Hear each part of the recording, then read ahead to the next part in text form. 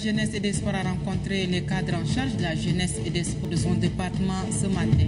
Ghislain Tiani Koudou nous dira le sujet abordé au cours de cette rencontre.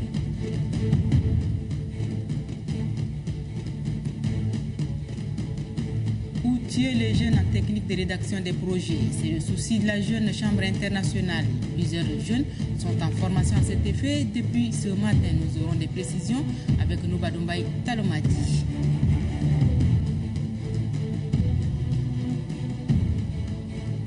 Et puis, en cette période de grandes vacances, plusieurs élèves s'adonnent au cours d'été. Les causes et les conséquences seront dévoilées dans le reportage de Genpigol Madingar, Alice.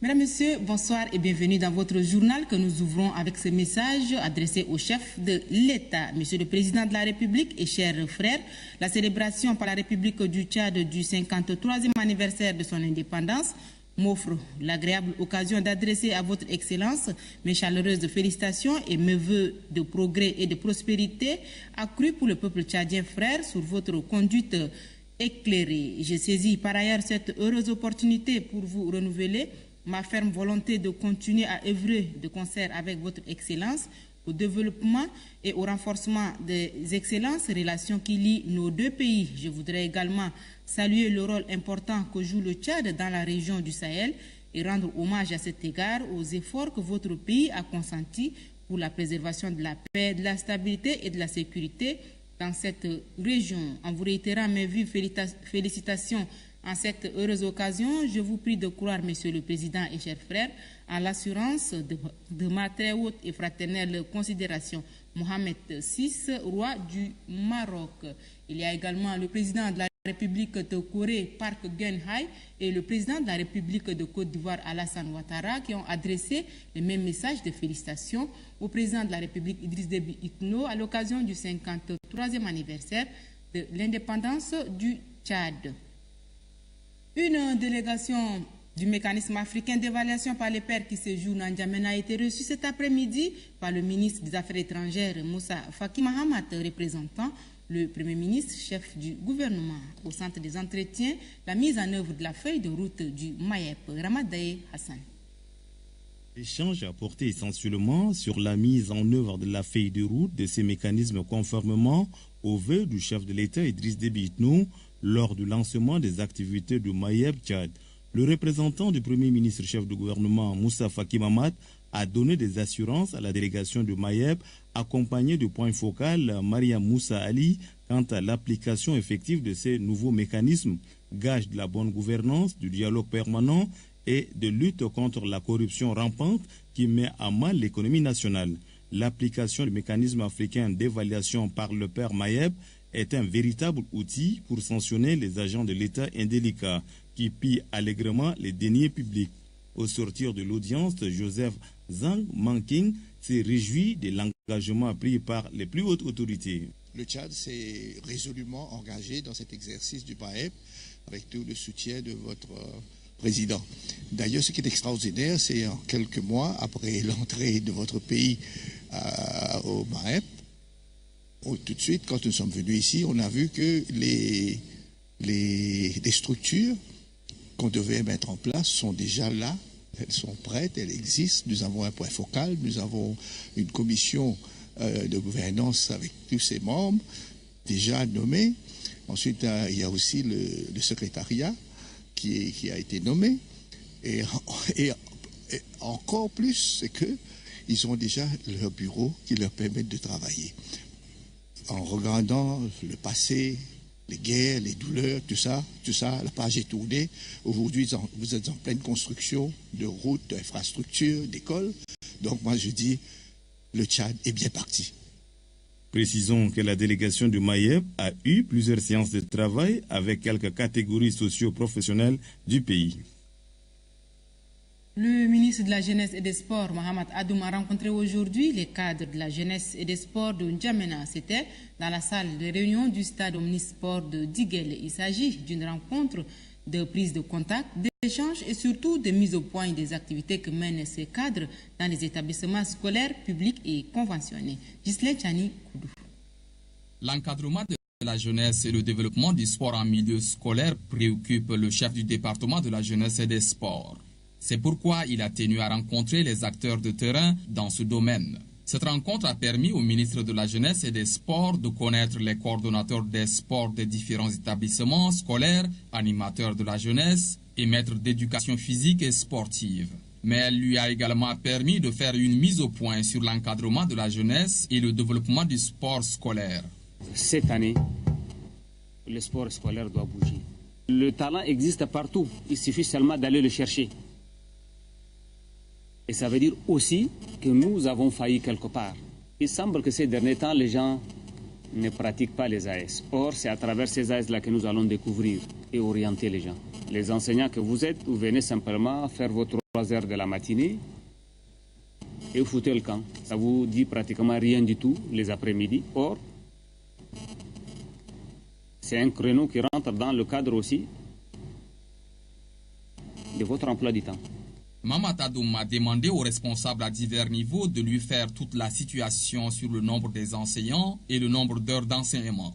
Il a promis d'effectuer des descentes sur le terrain pour constater la présence d'enseignants et l'effectivité d'activités d'animation de la jeunesse et sportive. L'occasion pour les différents cadres d'évoquer quelques difficultés matérielles. Mais selon le ministre de la Jeunesse et des Sports, des solutions seront trouvées. Cependant, il les exhorte au travail. Le professeur Avoxuma Jona Achenemou vient de s'inscrire sur la liste des écrivains tchadiens. Il a écrit un livre intitulé « Enterrons l'enfant de la veuve avec sa mère ». La présentation officielle de cette œuvre a eu lieu cet après-midi au CEFOD. Le livre relate les réalités de la vie de l'auteur. Service Ngarnjelay, qu'est-ce qu'on peut retenir de ce livre? Ce livre titré « Enterrons l'enfant de la veuve avec sa mère » et sous-titré « Orphelin au pays tchadien » est un récit purement autobibliographique qui traite du parcours de l'auteur de son enfance à sa vie actuelle. Le professeur Avoxuma Jona Achenemou, qui était plusieurs fois ministre, a bien voulu laisser un document qui parle surtout de sa vie d'enfance émaillée de souffrances. Le livre parle de ma naissance. Je suis né orphelin après la mort de mon père, et ma mère était tombée gravement malade, et comme il n'y avait pas moyen de sauver le bébé, on avait pensé que si la mère elle décède, il faut enterrer l'enfant avec sa mère. Ce livre, que son auteur qualifie d'espoir, est un cri d'alarme lancé à tous les Tchadiens de ne plus désespérer quelles qu'en soient les circonstances. Le livre autobiographique, c'est juste pour appeler ceux qui sont dans le désespoir, qui n'ont pas de parents, qui ont souffert, que lorsqu'on a la volonté et lorsqu'on veut se battre dans la vie pour s'en sortir, on y arrive. Et que moi, je suis l'illustration de quelqu'un qui s'est battu et qui est arrivé. Pour Avoxuma Jona, tous les cadres tchadiens doivent nécessairement écrire des livres pour la génération actuelle et future. Ce premier livre du professeur Achenemou compte 265 pages. Il a été édité par la maison Harmattan en France et se vend ici au Tchad à 14 000 francs CFA. La Chambre internationale, en collaboration avec le ministère des microcrédits pour la promotion de la femme et de la jeunesse, organise une formation des formateurs au compte du projet Best Business Plan. Au total, 5 000 jeunes seront outillés en technique de rédaction des projets fiables et bancables. La formation se déroule à la Bibliothèque nationale, ici à N'Djamena, Noubadoumbaye, Talomadi. La problématique des techniques de rédaction des projets fiables et bancables est inscrite au menu de la formation des formateurs. À l'issue de cette formation, 5 000 jeunes seront à leur tour formés sur l'ensemble du territoire. C'est l'ambition de la Jeune Chambre internationale, l'initiatrice de la formation. La Chambre internationale a organisé le projet Best Business Plan dans l'objectif de former 5 000 jeunes. L'objectif de cette formation est d'amener les futurs formateurs de la Jeune Chambre internationale à maîtriser les étapes ou la méthodologie, les techniques d'élaboration des projets de création d'entreprise. Les jeunes sont appelés à s'intéresser à l'entrepreneuriat, à l'innovation et à être ambitieux afin d'intégrer le monde des affaires, indique le coordonnateur du projet Best Business Plan, Issa Nimani Galimassa. Dans le même sillage, Adam Medela, l'un des formateurs, souligne que c'est une initiative louable avant d'appeler les partenaires au développement à soutenir cette jeune chambre internationale pour la concrétisation de sa lourde mission. Le ministère de microcrédit, représenté par Othman Hamdam, souhaite que cette formation vienne renforcer la politique du gouvernement dans la lutte contre la pauvreté. Cette initiative, qui est propre à la jeune chambre internationale, s'inscrit dans le droit chemin de la politique du chef de l'État en matière de la promotion de la jeunesse. C'est ainsi que le président de la République, son Excellence Idriss Déby Itno, n'a cessé d'encourager la jeunesse tchadienne dans le domaine de la création d'emplois et du développement de l'auto-emploi. En 2 jours, les formateurs verront leurs capacités renforcées afin d'aider les jeunes dans la mise en œuvre de leurs projets Best Business Plan et aussi les responsabiliser dans la politique de la lutte contre la pauvreté. Le délégué régional de l'environnement et des ressources halieutiques du Wadaï s'est rendu à Amdout, une localité située à une 50aine de kilomètres sur l'axe Abéché-Oumhadjer. Awad Hassabala est allé sensibiliser la population sur les mesures prises par le ministre de l'Environnement relatives à la protection de l'environnement. Kidana Alice Gali. Sensibiliser les populations sur la protection de l'environnement. C'est dans cette optique que le délégué régional de l'environnement et des ressources halieutiques de la région de Wadaï, Awad Hassabala, en compagnie de l'équipe mobile de protection de l'environnement, s'est rendu à Amdout, localité située à une 50aine de kilomètres sur l'axe Abéché-Oumhadjer. Les plus hautes autorités du pays ont pris des mesures pour protéger l'environnement. Il est donc question, selon Awad Hassabala, de sensibiliser et d'informer la population rurale de la récente décision du ministère de l'Environnement dans le cadre de la réorganisation de la filière bois.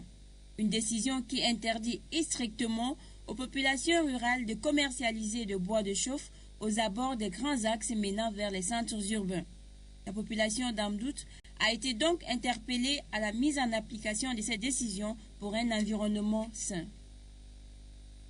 En cette période de grandes vacances, certains élèves s'adonnent aux loisirs et d'autres font les cours d'été. Ce matin, notre reporter Genpi Golmadingar Alice s'est rendu dans quelques établissements scolaires où se pratiquent ces cours. Reportage. Les vacances scolaires sont exploitées à plusieurs fonds dans la capitale. Pendant que certains élèves se livrent au petit commerce, d'autres optent pour les cours d'été. Le cours d'été, c'est pour me rattraper, augmenter mes nouveaux et fermer certains trous, certaines lacunes. Pour les enseignants, ces cours permettent aux élèves de rehausser leur niveau. Et organisé dans le but simplement de renforcer les capacités des élèves. On sait que les élèves tchadiens là ont un problème vraiment de base. Au moment des congés comme ça, les vacances, les enfants sont à la maison et beaucoup ils s'amusent seulement, ils ne font rien. Et c'est pour cela qu'on a organisé le cours d'été pour les maintenir. Beaucoup de parents, quant à eux, encouragent leur progéniture à s'inscrire au cours en pleine vacances. Pendant les vacances, il y a des enfants qui ne font rien. Si c'est encore dans les provinces, on veut dire que les enfants sont au champ pour aider les parents, etc. Tout ça. Mais ici en ville, qu'est-ce que les enfants font? Au lieu d'aller badrouiller et puis chercher à jouer au football, il faut les envoyer pour le cours d'été. Je pense que c'est une bonne chose. Ça leur permet de se rattraper et revoir un peu ce qui s'est passé, ce qu'ils ont fait avant et qu'ils n'ont pas pu assimiler. Si les élèves, enseignants et parents attestent que les cours d'été favorisent le bon niveau scolaire d'un élève, les pédagogues affirment pour leur part qu'il faut aussi penser au repos de celui-ci. Les enfants viennent de finir les cours, il va falloir leur laisser au moins 1 mois de repos avant qu'ils ne reprennent. Les enfants sont un peu fatigués. Est-ce que le législateur qui a bien réfléchi pour instituer les vacances, il sait que la santé mentale dépend de la réussite de tout ce que nous faisons à l'école. Selon les avis des uns et des autres, les cours d'été sont bénéfiques. Mais il revient aux élèves et les parents de mieux s'organiser en tenant compte du repos nécessaire avant la reprise de l'année scolaire. Je vous donne la teneur de ce communiqué de presse. Le Conseil supérieur des affaires islamiques du Tchad a l'honneur d'informer les citoyens que la Fondation Al-Alba l'abbaye royale islamique du royaume de la Jordanie vient de décerner le prix international du roi Abdallah Al-Thani Ibn Al-Isna, édition 2013, au président du Conseil supérieur des affaires islamiques du Tchad, Cheikh Dr Hissène Hassan Abakar, pour les efforts inlassables déployés au service de l'islam et son message de consensus et du droit à travers sa manière de traitement des sujets actuels conformément aux principes de la charia islamique. C'était à l'issue de sa participation aux travaux de la conférence générale sur le thème Projet d'un État islamique moderne, durable et continuel qui s'est déroulé du 19 au 21 août à Amman en Jordanie. Le secrétaire général du Conseil, Cheikh Abdeldaim Abdallah Ousmane. En République démocratique du Congo, l'introduction des gros billets de banque dans le pays complique le commerce. À Kinshasa, les ménagères qui se rendent au marché avec les nouveaux billets de 10 000 et 20 000 ont de la peine à faire le marché. Valérie Hurtel. Il a fait son apparition début juillet sur les marchés de Kinshasa. Le billet de 10 000 francs congolais, l'équivalent de 8 €, un cauchemar pour les petits commerçants. Ici, une cliente vient d'acheter pour 4 000 francs de légumes et de poissons. Elle va repartir les mains vides. J'ai refusé de prendre son billet parce que c'est trop compliqué. Je n'ai pas de monnaie, du coup c'est un vrai manque à gagner.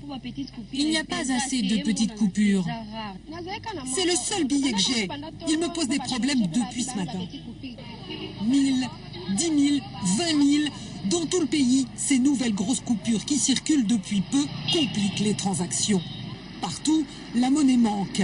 Ça fait des affaires de Regen. Contre une petite commission, il dépanne les commerçants avec des petits billets qu'il rachète à droite à gauche. Un nouveau business qui fleurit à Kinshasa. Je lui ai donné un billet de 1 000 francs congolais. Il m'a rendu des petites coupures de 50 pour que je puisse rendre la monnaie à mon client. On a eu cette idée parce qu'on assistait souvent à des disputes entre les chauffeurs de taxi et les passagers. On s'est dit que ça faciliterait les échanges. Jusque-là, le plus gros billet en circulation valait 500 francs congolais, 40 centimes d'euros. Avec ces nouvelles coupures, le gouvernement veut réduire les paiements en dollars, développer l'usage de la monnaie nationale. Une mauvaise idée, selon certains experts, c'est ignorer le pouvoir d'achat de la moitié de la population qui vit avec moins de 1 $ par jour.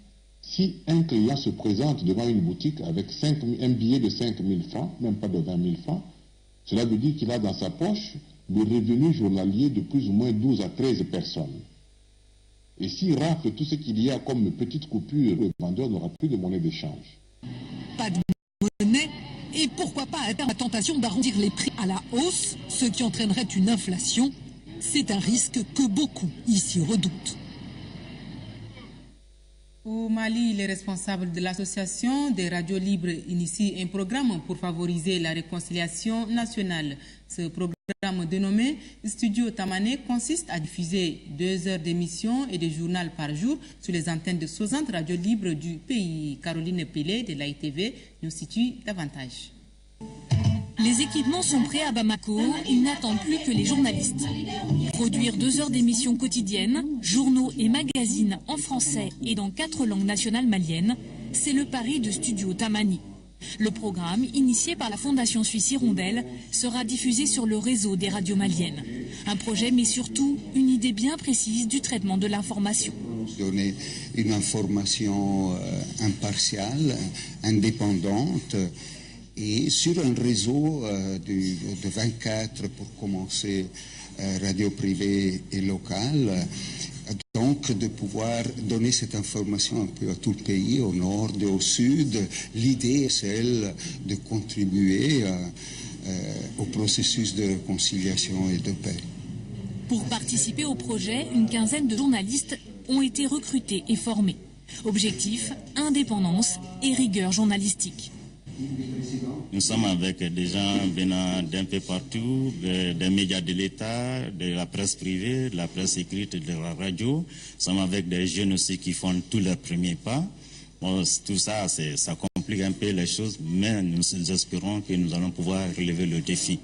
Studio Tamani, c'est 18 mois de projet et un budget de 2 millions d'euros, financé pour moitié par l'Union européenne. Mais il manque encore des sous pour boucler cette initiative ambitieuse. Nous l'aurons réussi si chaque jour, cette production de 2 heures parvient effectivement aux populations du Mali dans la langue qu'ils parlent au quotidien. Et nous voulons atteindre les hameaux les plus reculés du pays. De Tombouctou à Bamako, l'URTEL, l'Union des radios et télévisions libres du Mali, est partenaire de l'opération. À terme, 60 stations radiophoniques devraient diffuser les programmes de Studio Tamani. Des journaux d'information, mais aussi des débats contradictoires pour accompagner le Mali dans son aventure démocratique post-électorale. Au Sénégal, les bouchers arrivés dans le métier, dans l'informel, veulent se professionnaliser. Ils viennent d'être formés pendant 2 semaines pour bien exercer le métier. Gervais Nietzsche. Un professeur rompu à la tâche, des étudiants très concentrés. Leur sujet d'étude, 7 carcasses de bœuf. Ces apprenants, tous des bouchers sélectionnés dans certains marchés de Dakar, retournent à l'école pour réapprendre leur métier.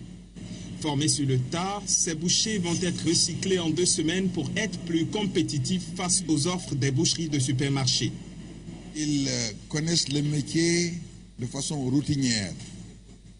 Ils n'ont pas appris à l'école, donc autrement de façon professionnelle.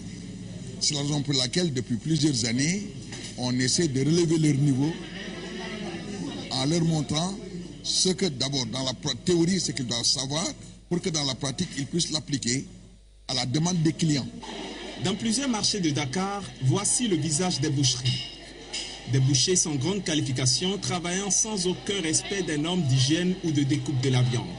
Ces stagiaires, tous issus de cet environnement, sont tout simplement émerveillés par ce qu'ils apprennent ici. Ça fait près de 15 ans que je suis dans le métier, mais ce que j'ai appris en 1 semaine est inestimable. Je peux vous assurer qu'il y a déjà beaucoup de changements à mon niveau. Très souvent, quand les clients cherchent des parties dont on ne connaît pas les noms, nous leur répondons qu'il n'y en a pas. Là, je me rends compte que nous perdons beaucoup de clients par ignorance. Voilà pourquoi cette formation est capitale pour nous. D'ici 2018, l'Association nationale des professionnels de la viande et du bétail du Sénégal, qui a initié ce recyclage, compte former 7000 acteurs de la boucherie aux bonnes pratiques dans le métier. Ce vaste programme d'assainissement du secteur prévoit également l'ouverture de 1000 kiosques de vente de viande rouge dans la région de Dakar. Et puis l'Afrique en bref nous amène ce soir en Égypte, en Côte d'Ivoire et dans le golfe de Guinée-Récy. Gervais Nietzsche, ITV. Tombé en début d'après-midi, un tribunal du Caire ordonne la libération de Hosni Moubarak, 85 ans. Le jugement concerne la 4e et dernière affaire de corruption pour laquelle l'ancien président égyptien est en attente d'un procès.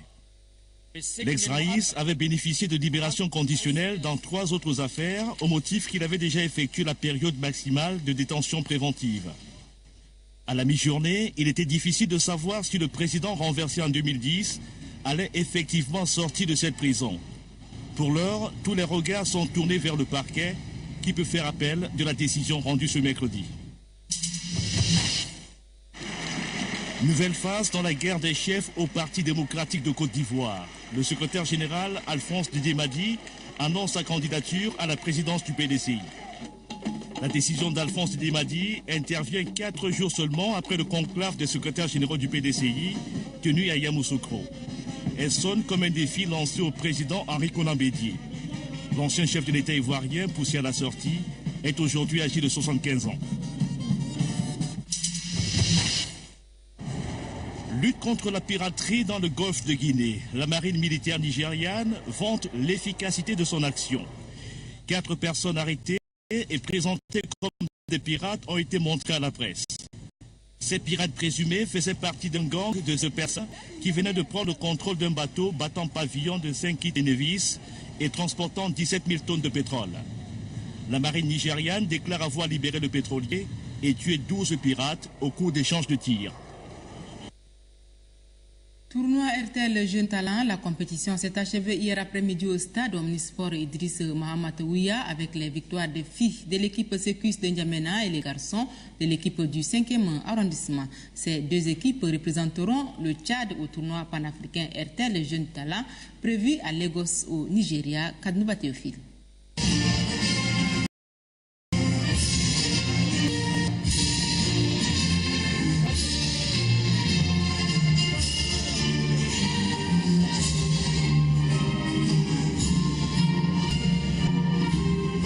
RTL Jeune Talent 2013 n'est qu'un souvenir comme les 2 précédentes éditions. Cependant, cette initiative de la société de téléphonie mobile RTL a permis à ce jeune talent plein de punch, caché dans nos provinces et les circonscriptions administratives de N'Djamena, de taper dans l'œil du staff technique de la Fédération tchadienne de football association. Le vice-président du comité d'organisation et membre du bureau exécutif de la Fédération tchadienne de football association, Mamat Amat Lawandi, exprime toute la gratitude de son équipe à la société de téléphonie mobile RTL pour ce geste combien important pour le développement du football tchadien au niveau de la base. Selon Mamat Amat Lawandi, cette occasion leur a permis de découvrir des jeunes sur lesquels ils peuvent compter pour redorer le blason du football tchadien. Certes, à travers ces actions multiformes, la société de téléphonie mobile RTL n'est plus un partenaire à présenter dans le processus de développement socio-économique et culturel du Tchad. Cependant, à travers le tournoi RTL Jeune Talent, les responsables de RTL Tchad administrent un soin spécial au football tchadien tombé en léthargie depuis plus d'une décennie. Ce que nous avons pu vivre aujourd'hui nous donne espoir en ce que des talents existent au Tchad. Et ces talents ne demandent qu'un peu d'opportunités pour éclore. Et RTL, à travers ce tournoi RTL Jeune Talent, est engagé à soutenir le ministère de la Jeunesse et des Sports, à soutenir la Fédération tchadienne de football association et à soutenir toutes les initiatives qui permettront à cette jeunesse de s'exprimer et de faire valoir ses talents. Chers jeunes, je voudrais vous féliciter tous. Toutes les 18 équipes qui ont participé à ce tournoi ont été à la hauteur de nos attentes. Vous avez démontré un fair play sans pareil. Aujourd'hui, nul n'ignore que la renaissance du football tchadien ne peut se faire sans la politique de la formation au niveau de la base, c'est-à-dire des plus jeunes. Et au-delà de ces tournois de détection, il faut jauger les potentialités footballistiques de ces jeunes en les confrontant aux footballeurs de leur catégorie d'autres nations.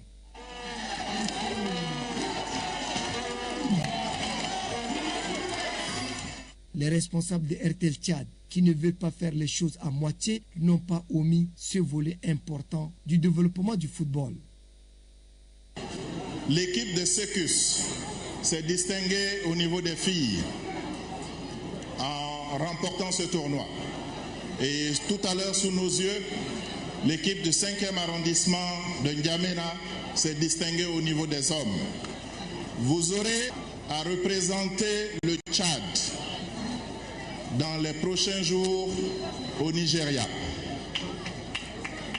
Je voudrais qu'à ce titre, vous vous montriez de dignes ambassadeurs du Tchad et que vous portez haut le flambeau de cette nation en territoire nigérien. Je sais que nous pouvons vous faire confiance.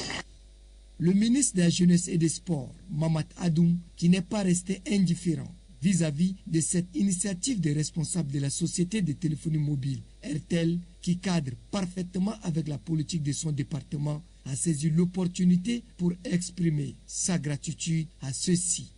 Il faut qu'on s'accroche à cette renaissance prônée par le président de la République, car il y a du talent. Vous l'avez vu vous-même. Et ce talent, je suis convaincu, avec le Fonds national de développement du sport qui se mettra dans les prochains jours à mettre l'infrastructure à la disposition de chaque région. Ça veut dire des stades pour permettre à cette jeunesse de s'exprimer, verra naturellement la naissance et la renaissance de notre football, je suis convaincu. Avec aussi le soutien de nos partenaires, je voudrais dire ici RTL Tchad. Votre action nous va tout droit au cœur, c'est le lieu ici de vous remercier. Et remercier aussi ceux qui ont fourni ces efforts. Je voudrais parler du comité d'organisation Il revient donc au staff technique, aux joueurs et aux joueuses de la capitale qui représenteront RTL Tchad au tournoi panafricain RTL Jeune Talent de Lagos au Nigeria de bien se comporter pour ne pas décevoir les responsables de la société de téléphonie mobile RTL et le Tchad en général.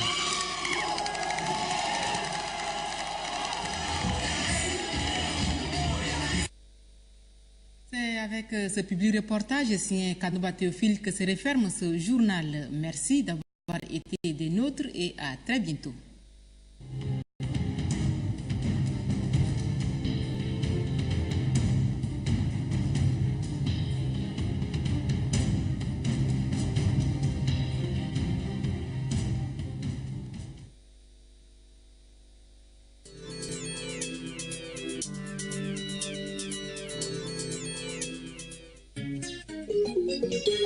الأسبوع الوطني للشجرة الدورة 2013